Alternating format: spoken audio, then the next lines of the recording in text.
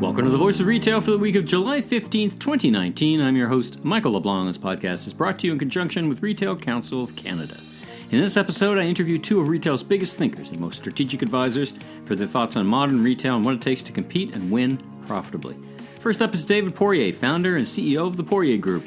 We look back at a bit of retail history through our mutual lens as former Hudson's Bay executives. Dave was CIO of HBC. I was director of eCommerce and CRM. The nature and pace of change in retail technology, hint, don't buy the pink pill.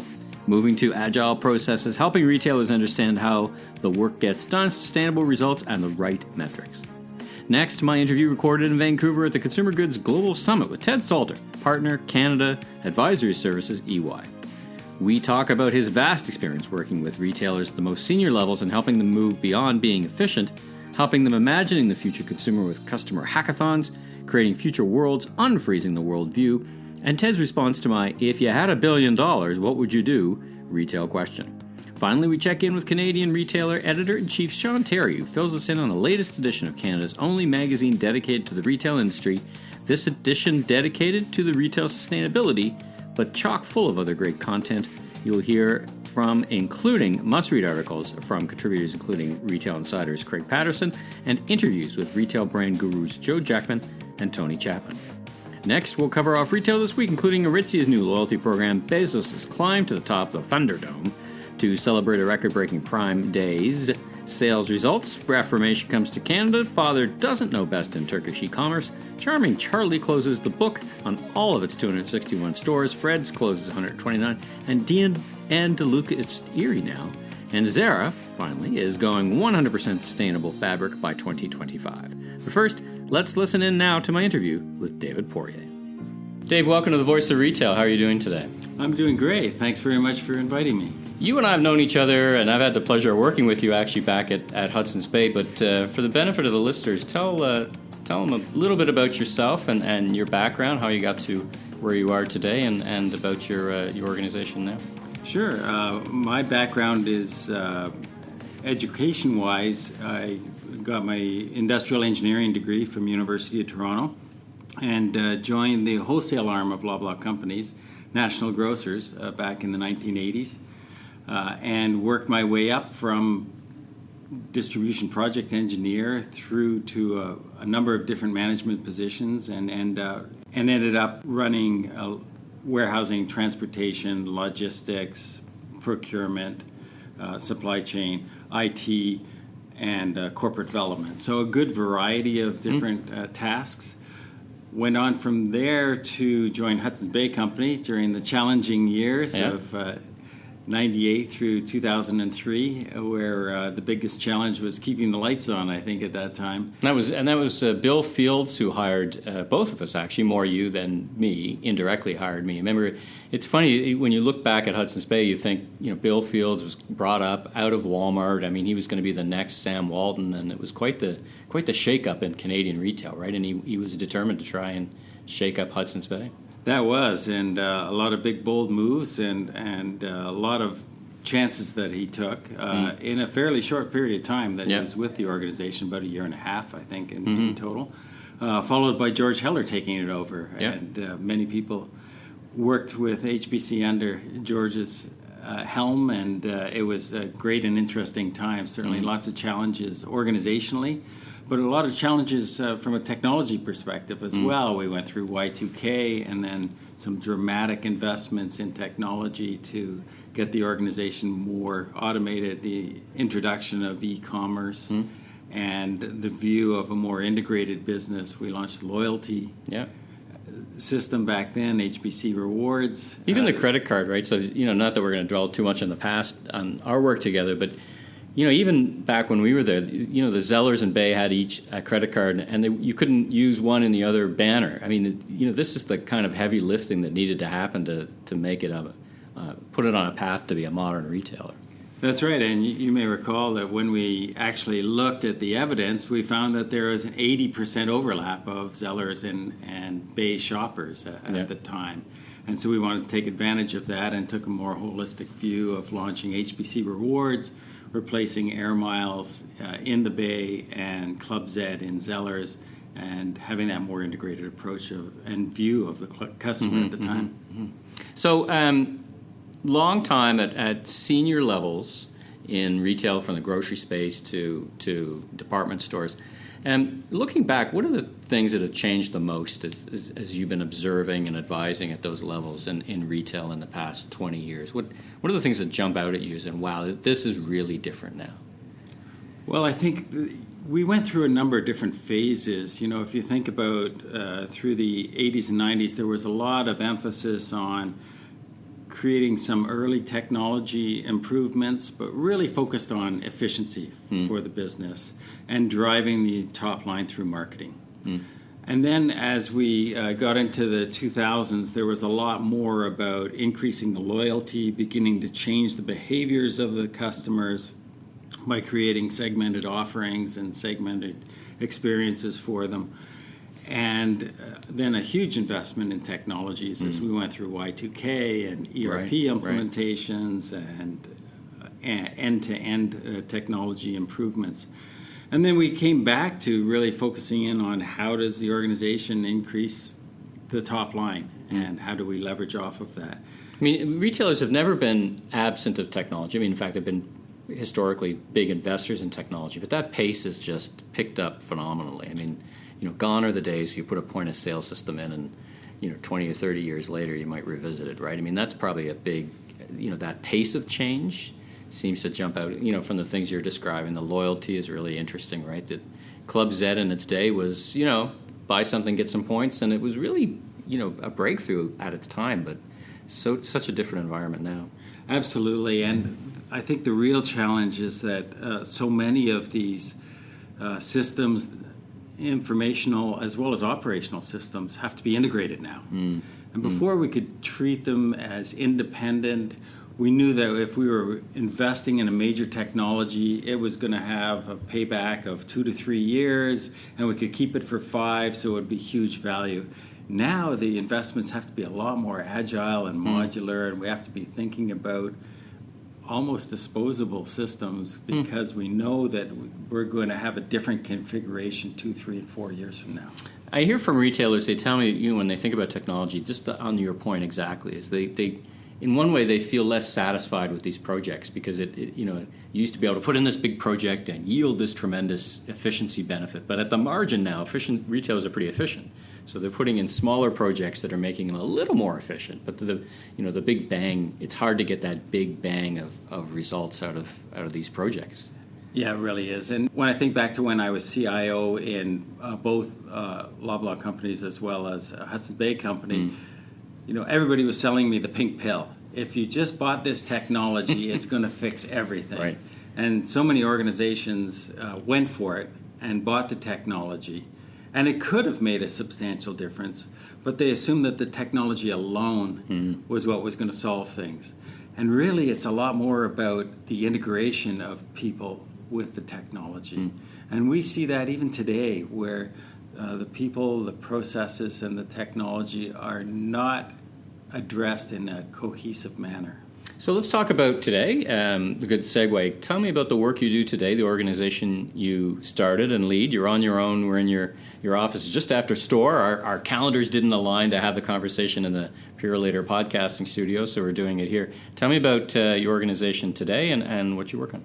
Yeah, we've been around for 14 years. We've got a great group of people here. We're really focused on performance improvement and process improvement for organizations. And we've spent a lot of time, not just in the more traditional supply chain, warehousing, IT areas, but a lot more in the merchandising, marketing areas, finance areas of organizations. Because frankly, there's been a big focus on store efficiency and a big focus on warehouse efficiency for a long time and supply chain efficiency. As we look at the broader and more indirect aspects of an organization, we're seeing that there's still a lot of upside on really getting information to flow with synchronicity throughout the organization and decisions to be made a little more crisply than they have in the past, resulting in better performance improvement. I was listening to a CEO, and he was talking about how they dealt with, and this was last year, how they dealt with the sudden rise in minimum wage and the costs that it put on them. And they said, listen, we can't save that kind of money in headcount because, of course, you can't pull that kind of headcount out. It's going to impact the service. So we must get deeper into the value chain. And that it seems like a real push where they're opening up boxes they hadn't opened up before on the whole. And that's I think, by the sounds of it, a lot of the work that you do. Yes, absolutely. One of the retailers that we worked with fairly recently has said, look, we've been squeezing headcount for decades. And we think we're pretty good at squeezing the headcount. What we really haven't looked at is how we do the work. And so could you come in and take a look at how we do the work? And it's remarkable to see, once you map through the processes that people have, how much inefficiency there really is there. So we put a lot of emphasis on process improvements and process mapping. And the reason is, if you go into any organization, you can see people, you can see them doing tasks, whether it's in store, in the warehouse, or in the offices. You can see inbound and outbound work in all three of those places, virtual or otherwise. But what you can't see are the processes. And so as we bring those to light, people are astonished by the number of times a task is redone, by the number of days that are wasted throughout the cycle time of a supply chain by product just waiting there, waiting for a decision by somebody to move the product. And so as we put those things together, we see enormous opportunities of efficiencies and process improvement in the magnitude of 20 to 30% quite often. Tough numbers to come by just just circling back to the beginning of our conversation. Let's put in a new system and we'll get a big benefit from that. Those days are gone. It's interesting now. You crack open or start to unpack the processes behind the system, and it kind of reveals those kind of benefits. That's interesting. Yeah, and the other important thing is to make sure that it's sustainable, of course, because we can get one-time gains, and then 3 months later everybody's back to normal again. And so it's really important for us to build in sustainable results. And that sustainability really comes through visibility, being able to see how the processes are performing, to make sure that there are the right metrics in place, to make sure that the training's in place, that the standards are clearly understood, that the way to get work done is clearly understood, and that people's accountabilities are clear. And it also sounds like you're going to need to work at the highest of the leadership levels as well, because none of this is going to stick, even happen, but certainly stick unless the leaders believe fundamentally in it, right? Absolutely, and we've had the conversation with a couple of retailers now on the promotion planning process, and identified their planning process, which is for most organizations is pretty clearly spelled out. The number of weeks they have, whether it's a 13-week or 16-week, and in some cases longer, and the responsibilities that everybody has in there. But what they don't typically look at is who's changing those decisions along the way. So if a category manager is running a particular category, let's say outdoor furniture or something like that, and they say, I want the bottom of page 3 to be my ad again this year so I can comp last year's sales, they may stick in a barbecue for now because they happen to think that barbecue is a great deal. Right. And then lo and behold, 4 weeks later, well into the process, they get a great deal on a lawn chair. Yeah, vendor comes in and says, hey, I got this great opportunity for you. And right, so then they say, okay, isn't all that hard? It's about 10 minutes work, out with the barbecue and in with the lawn chair. And lo and behold, supply chain's gearing up for all these barbecues coming over, and the entire process creates tremendous costs as a result to create those changes. There are hundreds of those changes going on every week. So it's almost like understanding the ripples of small decisions that just start to permeate through the organization, large and small, right? That's right. The small ones are probably harder to see. The bigger ones are more obvious. It's the hard ones that have the deeper impact. Interesting. Yeah, and I find also that as we get down to the grassroots of the organization, it's very difficult in any of the major retailers to be able to see down to that detail level of, how does the person in the back room actually unload that trailer? How do they move the pallet jack around the store. Right. And what we found is there's tremendous savings to be had by looking at the behaviors of the individuals within the stores, many of whom are doing it just because they think that's the best way to do it. So let's talk about supply chain. So you're now my wingman, my advisor on the Retail Council of Canada's all-new Retail Supply Chain Advisory Council. So we've got a number of members who are engaged, and if you're a Retail Council member and you're listening to this podcast, reach out, because we're launching this by popular demand. We want to take a look at retail supply chain, so I could think of no one better to be my wingman, so to speak, or advisor. So let's talk about retail supply chain and as we head towards 2020. What are the kind of the top issues today and in the future? Futuristic all the way out there. I'm thinking, self-driving transportation trucks, like way out in the future, but it's probably not entirely unfeasible to start thinking about those things today. What are the things that are coming up in your practice? It's not your singular practice here, but what are the things that come up most often from retailers, the questions you kind of get asked? Absolutely. I think there's a lot of confusion going on out there, and people wondering where and when to place bets on supply chain. And there's this digital imperative that's going on right now. So there are new products, new services, new business models that are being created and being touted as the way of the future. And as I had a conversation with a good friend of mine recently, and we talked about optimal supply chain, and he said, no, the real key isn't optimal supply chain. It's optional. It's about optionality. That the supply chain that we create right now, if we lock it down and make it as optimal as we can, we're actually making a rigid supply chain that may not meet our needs 5 years from now, 3 years from now, 18 months from now, based on changing consumer habits and behaviors and the changes in our businesses that are going on a day-to-day basis, both from the supplier as well as from the customer. And the competitive set as well. You've got disruptors that change thinking around everything from how fast delivery needs to happen to in-store experience, all those things along the line, right? Absolutely. So I think that we're facing a time that's going to be a big challenge for all of us. It's exciting to be a part of this at this time. And we really have to think, how do we create solutions that fit today's needs with today's economics, but are modular enough and moldable enough to give us that optionality going forward? Well, I think there's a lot, I think for sure we're going to have you back on the podcast later in the year, because we're just starting this journey of the retail supply chain. So we'll have you back on the Voice of Retail later in the year to see how that resonates with the members and the discussions we get into. So for now, anyone listening, how do they get in touch with your organization? What's the best way? Tell me what's your website? What's the best way to learn more about you? Sure, they can look at our website. It's www.thepoiriergroup.com. So ThePoirier group.com. Great. My email address is on there, but for convenience, it's david.poirier@thepoiriergroup.com. Great. Glad to hear from anybody that is interested in hearing more. Great. I'll put all that in the show notes, so for any listeners who want to go check that out. You work internationally. We've talked about Germany and we do, the yes. U.S. and everywhere. So no matter where you're listening to the podcast, be sure and check out your website. Thanks so much for making time to chat today. It's been great to catch up, and look forward to the future. Great. Thanks for the opportunity. I appreciate it.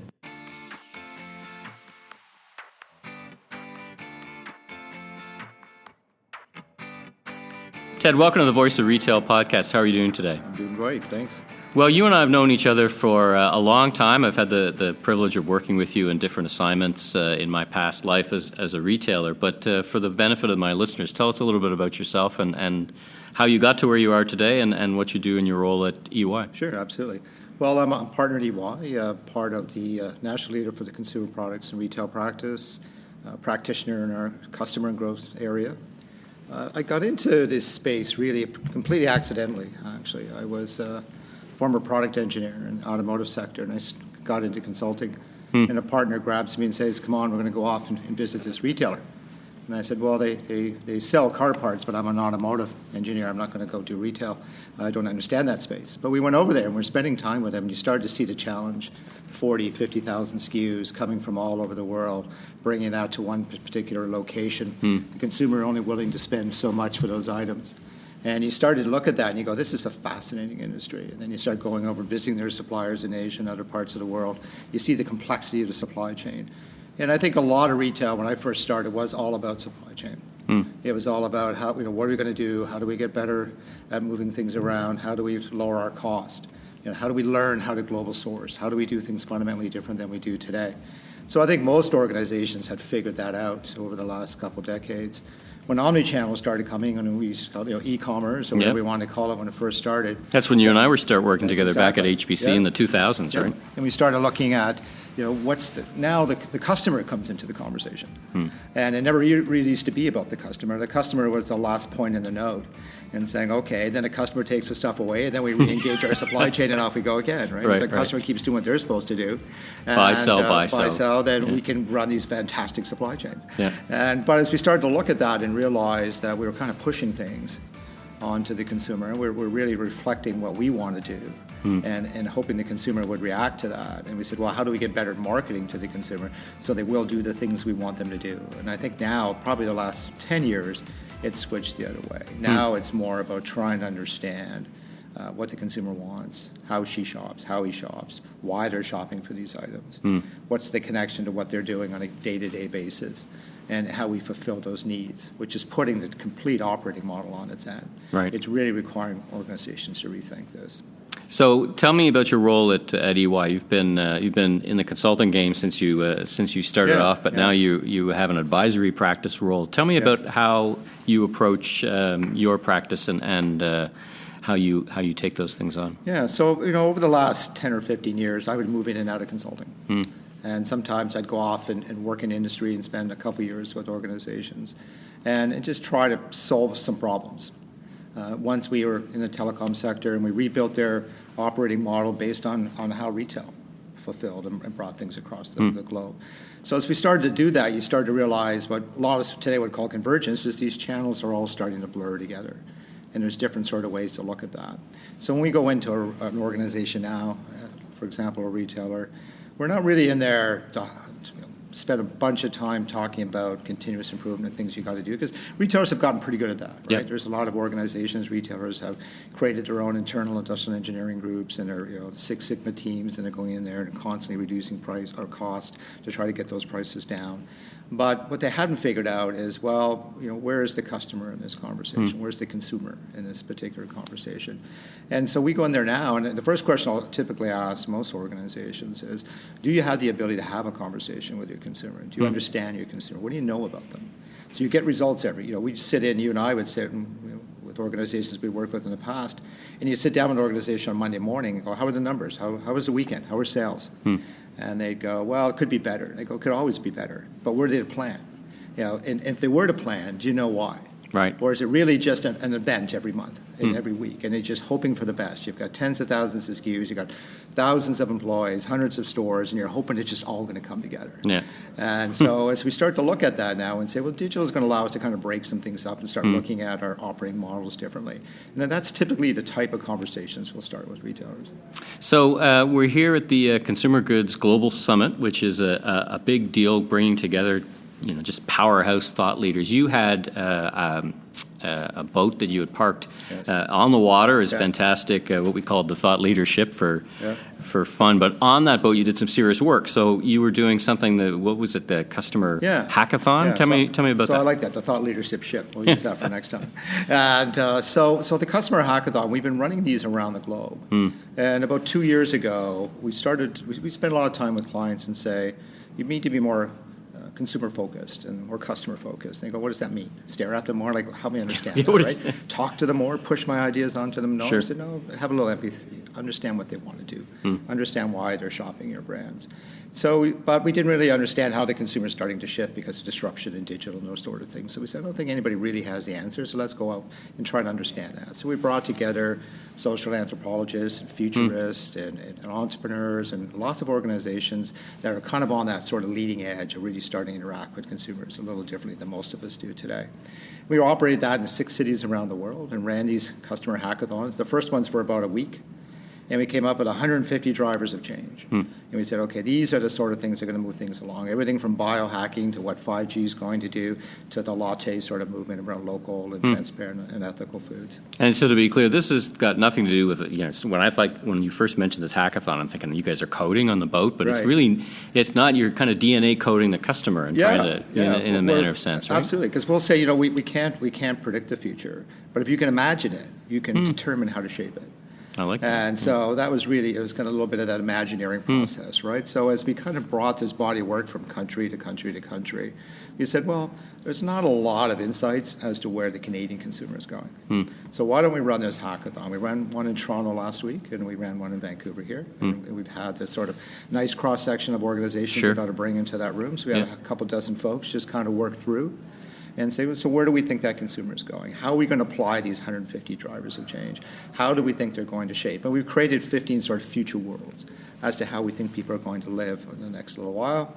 And we said, well, we don't know which of these 15 future worlds necessarily are going to come to fruition, but as you start to look at that, we start understanding that it used to be about scale and scope and efficiency, right? We're very good at being efficient, as we talked about with retail, but it's now shifting over to speed and convenience and flexibility.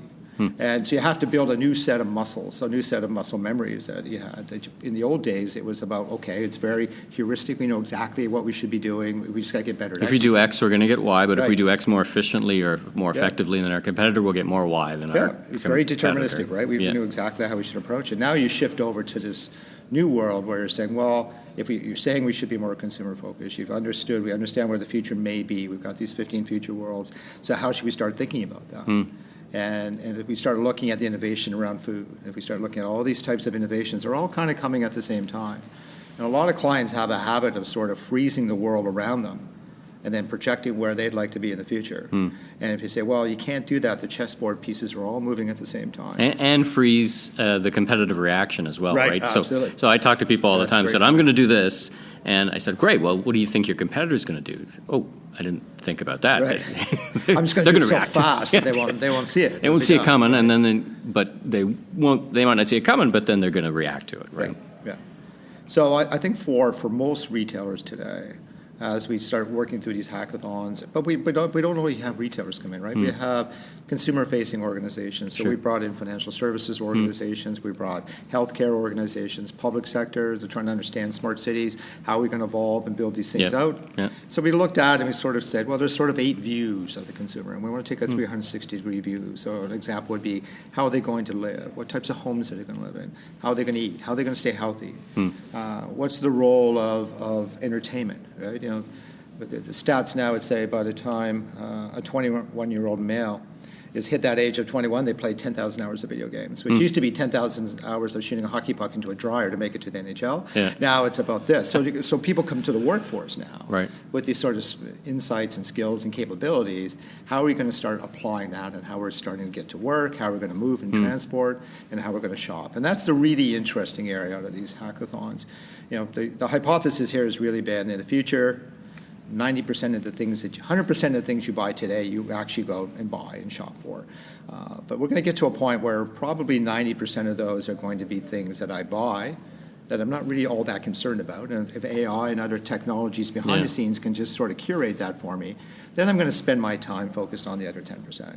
It's an interesting point, because I often talk about this anticipatory retail concept that Amazon has patented at least some part of the process. And their initial patent was just about trying to be more efficient by saying, I think Ted is going to order the following, so I'm going to ship it in advance to the warehouse. But I think their next natural progression of that is, I'm just going to ship it to Ted. And I think over the time, they gather vast amounts of customer insight, but their AI will be smart enough to say, on a balance of probability, you're going to go, yep, that's exactly what I was looking for. Replenishment items are the easy ones. We know Ted needs more paper towel because he buys 2 a month. But then it gets a lot more sophisticated, right? So how do you compete against that? I mean, that's one set of value propositions, right? But what you're saying is what's the white space for the rest of it, right? Right. And a great example, we start thinking about disrupting each other. And there's an organization out in Silicon Valley that disrupted the bicycle delivery business of pizza that's out there today, of all the variations of, sort of quick delivery of food from various restaurants and all those different brands that are out there we're all familiar with. They said, we don't think food really travels that well on the back of a bicycle. And so instead what they did is they used it's a pizza organization called Zoom Pizza.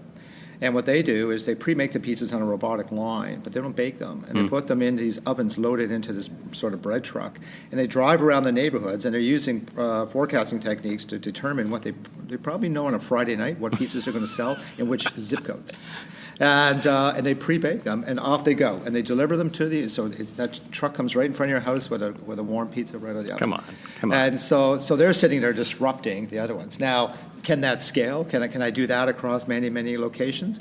Well, we know when we look at e-commerce and home delivery, when they say, well, we're never going to make any money at that. Sure, not with the model we have today, but as we start getting self-driving cars and driverless cars and those sort of delivery hubs, as those things start happening. And that's a great way to phrase it. We're never going to finish the sentence, but that assumes a lot of things remain static, or the models don't change, or the technology doesn't leap forward in some way. I never would assume any restaurant could ever do home delivery because they can't hire a driver and it's too expensive. Up comes Uber Eats and DoorDash and all these that really disrupt, whatever you want to say, the market, right? I thought you were going to say with the pizza for a bit, given your background, that they'd finally cracked the round pizza box. Like, why are pizza boxes still square?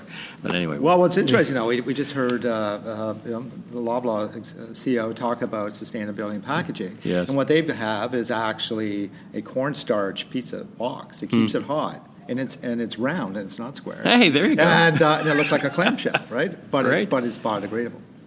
And so as you start working through this, all these things, that's what's going to happen. That's what disruption is about. To your point, a whole lot of unpredictable things are going to happen. I always tell people, when I was an automotive engineer, we're all supposed to learn Japanese back then. Right. And Kaizen, we're going to Kaizen. They're going to dominate the world, and we're all going to learn, and that's all we're going to do. And then a bunch of other unforeseen things come along. And before you know it. So whenever I always say to clients before I go in and give a speech on a particular topic, I go look online to make sure that the world hasn't changed and I'm not wrong. Check the papers before you start the meeting. Before you go out and make some sort of statement, because the world's just changing that fast. That's funny. Last couple of questions. I guess one of the things I'd want to know, back to retail, is with you've talked really about how it's changed retail, or how the dynamics or the moving parts have changed within retail over the course of your career. But let's say I had an envelope in front of us, and given your vast background in retail, someone would trust you with basically an unlimited amount of funds. And said, Ted, you've been talking about great retail. Let's go see what you would create. So what kind of retail would you create today? I've talked to other people and say, what I created today would be very different than what I created 30 years ago. Yeah. So broad parameters, when you think about retail and you talk to them, what would you go out and take these funds, and what would your concept look like? What would be the fundamental building blocks? It's a great question. I mean, we always say that when we're looking at how clients are evolving, so they're kind of anchored in something. They didn't plan to be where they are today. It was 1,000 decisions over a couple of decades, and somehow they are where they are. And they don't know how to really unravel that. And they look at the pure play digitals, right? And they go, okay, those digital native retailers and clients go, oh, they're so fortunate, those guys. And I'd say, why is that? And they go, well, they just seem to really know what they're doing. And I said, well, they're not really tethered or anchored in history at all, so they get to start new. But part of that benefit is they're very paranoid about living in the moment because they don't have any history. So they built an operating model that lives in the moment. But the challenge we'll say what we'll respond to retailers and say, but you have one advantage that some of those ones don't have. And they go, really, what's that? What do they have? What do I have? They go, you have a physical store. You have stuff. And we were with some grocery clients the other night, and I said, what if we sat down with someone who's 10 or 11 years old right now, and they're getting home delivery of groceries, and said, hey, could you imagine this place that you could walk down to the end of your street and it would have all these different types of food, and you could just take it. People would be sampling, and you'd smell fresh bread. Imagine an environment like that. So I think in the future, there's going to be a really important role with digital. But I think, what we're looking for, what I would do with that money is, what ecosystem am I going to participate in? So let's say I'm going to be in the food sector, and I want to participate in the food place. But I'm probably not going to build a traditional sort of grocer that we'd see today. I'm more likely to have the perimeter of that store, and very focused. And then I'm going to say to you, all the other items that go in your pantry, let's build a subscription model. And let's kind of bring those in on an as-required basis. And let's partner with a whole bunch of other brands and start looking at that differently. And if you start building that, there's still a really important presence with regards to a physical place, but there's that 90%. So I build a store to supply my 10%, which is the things I shop for, and then I'd have a fulfillment way to still make sure I can fill out your pantry with that 90% of the things I'm going to buy. And if you can get that, if you can start that way, the balance that you would get, you can make money at that sort of model. And that's what we're starting to see now. Eventually, everybody's going to gravitate to something similar to that. But part of it is we're going to have these ecosystems and platform models as we start to see today. You know, it reminds me of a conversation I had around Farm Boy, great grocer from Ottawa, where I'm from. Jeff York, amazing job, and recently acquired by Michael Medline at Sobeys. You know, you can see him using it. But you know, they took the concept and came to Toronto, and Toronto's not like a slacker market. It's a uber competitive market there, and they still are able to make a name for themselves, start taking share. So really, you know, it makes me so optimistic about retail that just because it's a crowded category doesn't mean you can't do something different, innovate, and win. How do people get in touch with you or learn more about your practice? What's the best way to well, the best way, you go on to the UI website and go into the retail side, and you'll see me there, and you can click on that, and we're happy to follow up and have a discussion with them anytime. Fantastic. Well, Ted, thanks again so much for taking the time to chat with the Voice of Retail. Your insights are always welcomed and valuable, and I appreciate the time we spent together. Great. Thank you, Michael. It's fun.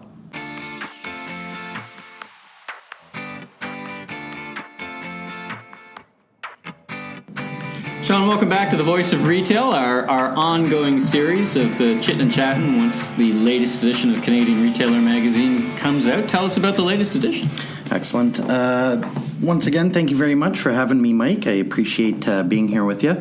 In this current issue of the magazine, we tackle the topic of sustainability. And we take a look at the what some are calling the 3 Ps of corporate responsibility. That is people, planet, profit. We start off by taking a look at the circular economy and some of the opportunities that are available to retailers to get closer to their customers and in some instances revitalize their operations. And the beauty of the circular economy is it touches all 3 of those P's, the people, planet, profit.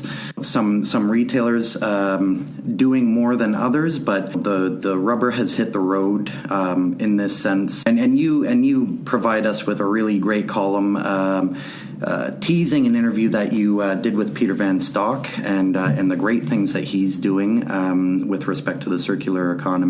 Yeah, he set up that Food X, so in a wide-ranging interview, and listeners can page back a few episodes in the Voice of Retail. You'll see a couple interviews with Peter and talking about particularly this Food X circular economy. I love, by the way, the title of this magazine, Retail Comes Full Circle. Have you done a sustainability issue before for Canadian Retailer? We have, but it's been a few years now, so it's actually really great to revisit. You know, that gap that we kind of provided for ourselves has filled in. So there's a lot of issues, a lot of new topics to tackle, and the circular economy is, like I said, the rubber has hit the road, and there's recycled rubber, perhaps. Yeah, exactly, absolutely. We also take a look at technology, and I mean, you and I were chatting a little bit earlier about, no matter how much you might try to get away from it, artificial intelligence is pervasive right across the board today. We take a look at how it's driving, helping retailers drive their sustainability efforts, utilizing their massive banks of data and really just enhancing their sustainability efforts and boosting customer service. They're really intersecting things, right? I mean, all the technology and sustainability, these things are all really intersecting issues that retailers are leveraging or facing depending on the day that you're there, and they connect to each other, right? That AI powers better, sustainability powers better. What are the other P's? Profit and And Planet, right? Yeah, right on. Yeah. And continuing down the tech road, we take a look at, and this would obviously fall under the profit pillar. We take a look at some of the smart technologies that are helping retailers cut costs, but again, enhance their operations, get closer to their customer. And there's a lot of great stuff that's happening in store behind the scenes to make that all happen. We also would be remiss not to take a look at what some retailers across the country are doing to reduce their carbon footprint, and a lot of groundbreaking stuff happening there, a lot of innovation helping drive them forward. We also take a look at people, and I mean it goes without saying, but it's got to be underlined occasionally. The power of people. People really drive retail, both on the consumer side and the employee side. We take a look at social engagement and how that can help retailers not only get closer to their customers, closer to the communities they serve, but in doing so, it enhances their brand appeal and opportunities to engage with new and existing customers. So I see we cover off Mac Mountain Equipment Co-op, great retailer out of Vancouver. We cover off Home Hardware. We talk about Home Hardware, and then we talk about Cadillac Fairview and some of the mall owners. It's great. It's a nice overview. And talking about the mall owners, actually, we've got a great feature on Cadillac Fairview. So not to marginalize what the other developers in real estate are doing, but yeah, Cadillac Fairview are doing some really, really great stuff across the country.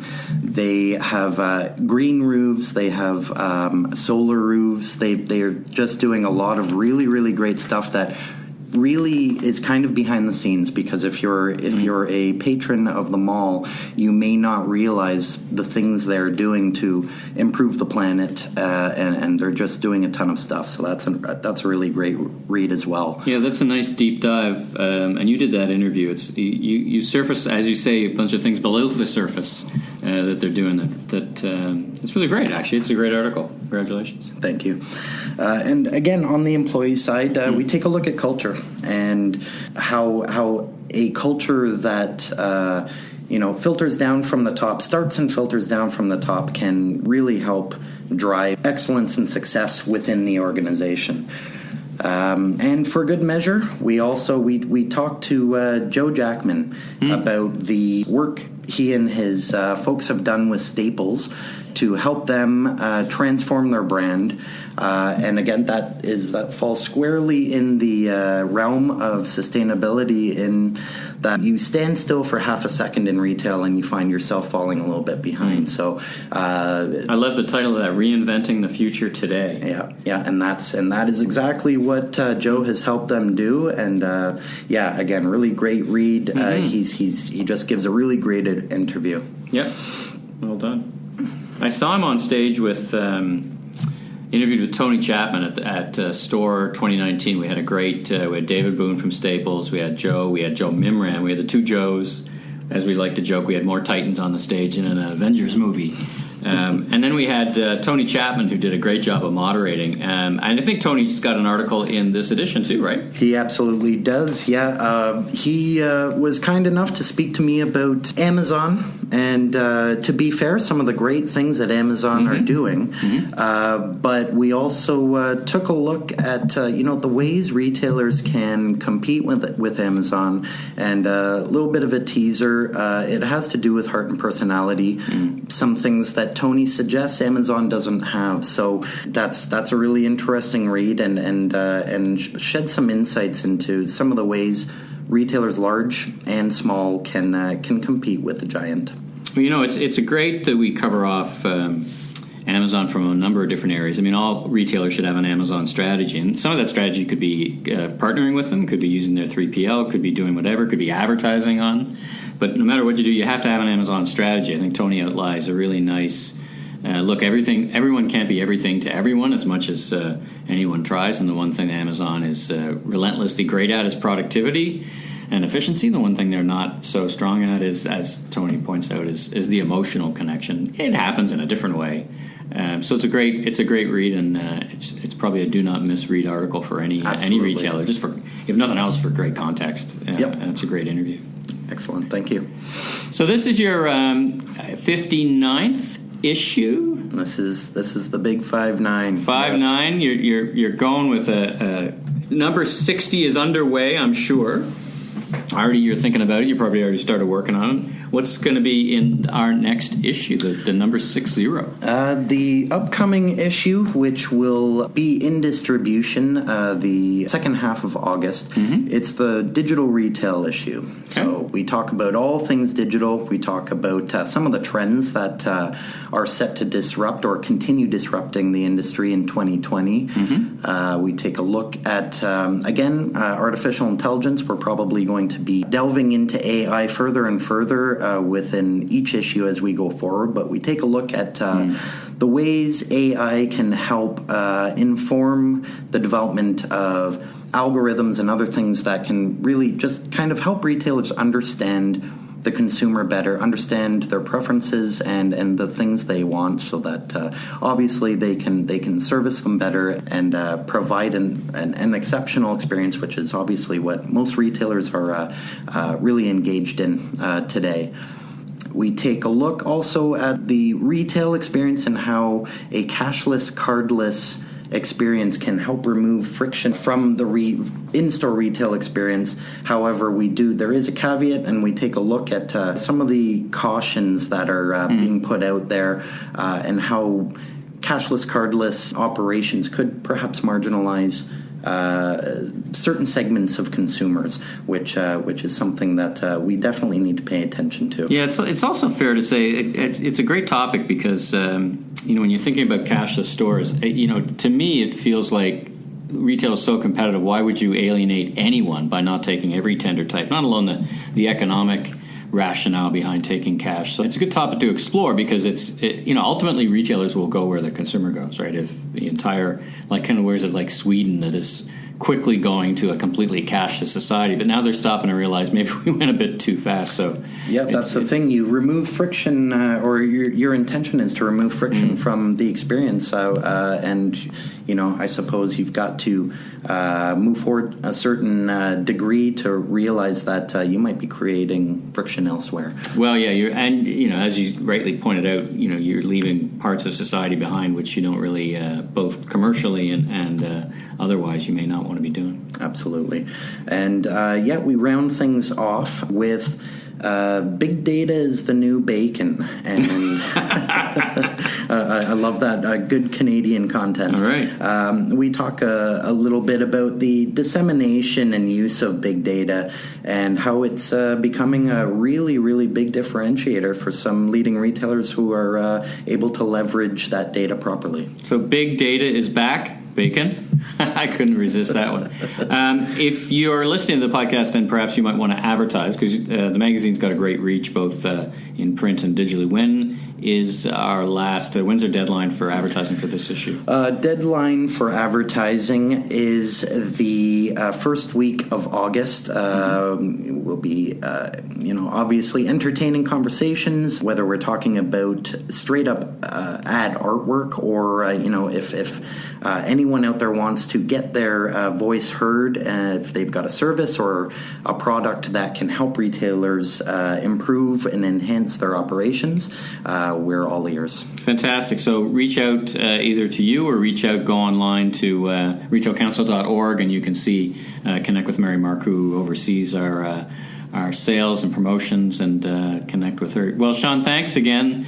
Looking forward to number 60. Let me do the math. 6 episodes a year, that would be 10 years. You got it. In Canadian it's a retail. Decade.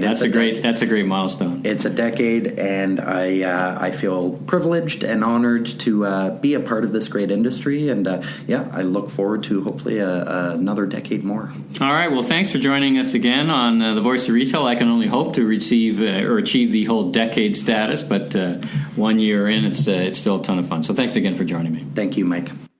Well, all right. Thanks to Dave, Ted, Sean for being my guests this week. Now let's hit highlights from the Retail This Week newsletter, biggest retail weekly in Canada. You can subscribe for free on retailcouncil.org. I often describe it as a companion piece to the podcast because in this part of the podcast we talk about what happened in retail this week. It was an interesting week for sure, as, probably one of the biggest news items in retail was Prime Day. So Prime Day this year expanded to 2 days, and lots of great thinking around strategy and how to approach Prime Day, what their strategy is as the Amazon business, and what they achieve and what they want to accomplish. Big sales, they hit a big record sales number, so that number was published. What do they say? In fact, Jeff Bezos climbed the top of the glass sphere in Seattle wearing climbing ropes and a hard hat to celebrate. Amazon said it sold more than 175 million items in the 48-hour event, which started, of course, on Monday. Last year it was 36 hours long, and last year they sold 100 million items. So, whatever their strategy is, I bought something. I didn't find much, but I bought something. One thing is also to get more people into Prime, or drive that flywheel of theirs. And, of course, a lot of the values that I saw, in fact, one of the items I picked up was on one of their own items. So anyway, congratulations, I guess, to Prime, the folks at Amazon, I should say. And they actually did some integration with Whole Foods. They had a $10 off coupon if you bought $10 or more at Whole Foods, which I took advantage of, and that coupon worked just fine. So interesting, back to my interview with Walter Robb a couple of episodes ago, talking about how Amazon would integrate Whole Foods. I think they did this year a better job of that than they had in years past. So again, congratulations to them. Challenging times, does that shift the retail calendar? Probably a little bit. I think it might shift back to school spending for sure, a little bit, and it's bound to make some kind of dent one way, shape, or another. Aritzia in the news in CBC, on the CBC, talking about their new loyalty program that they're going to help. Aritzia's having a great year. Brian Hill, such a great CEO, was on the stage, main stage at the store, and he was interviewed by Joe Mimran. It was a great session. And actually coming up, if you happen to be in Vancouver this fall, Sally Perot, Aritzia's Senior Vice President of Marketing, will be on the main stage in Vancouver, so check out retailcouncil.org. Actually, you can go to retailwest.ca to go hear her in person. From Retail Insider, innovative fashion retailer Reformation launches in Canada. Of course, they're launching, as you might imagine, in Yorkdale. So this is an interesting brand. If you read Craig's article, he talks about it's kind of not the entire concept, so there's clearly more to come. But it's interesting to see Reformation land in Toronto. A great article of strategy talking about what's going on at Golftown. Frederick Lecoq discusses the programs and partnerships, so great leadership from Frederick, real friend to Retail Council of Canada, and always an interesting keynote speaker. What else we got? BC Court grants Miniso Canada creditor protection. Actually, a couple episodes ago, Craig and I talk about that, Craig Patterson, about what's going on with Miniso. So tune into that. It's kind of just a long, ongoing thing, but I don't think it's a big milestone for them. I think it's a process. The bankruptcy is a bit of a process more than a big event. And we'll get to actually some other big events in the U.S., with Charming Charlie and Dean and DeLuca, which is unfortunately heading to the concrete wall as well. So I mentioned already about Bezos climb on the big sphere, which is kind of a funny picture, holding up a thank you sign. Father Doesn't Know Best, Unlikely Rise of Turkey's E-Commerce Queen. This is from Forbes magazine. It's a great read, actually. I'm not sure I'm going to pronounce this exactly right.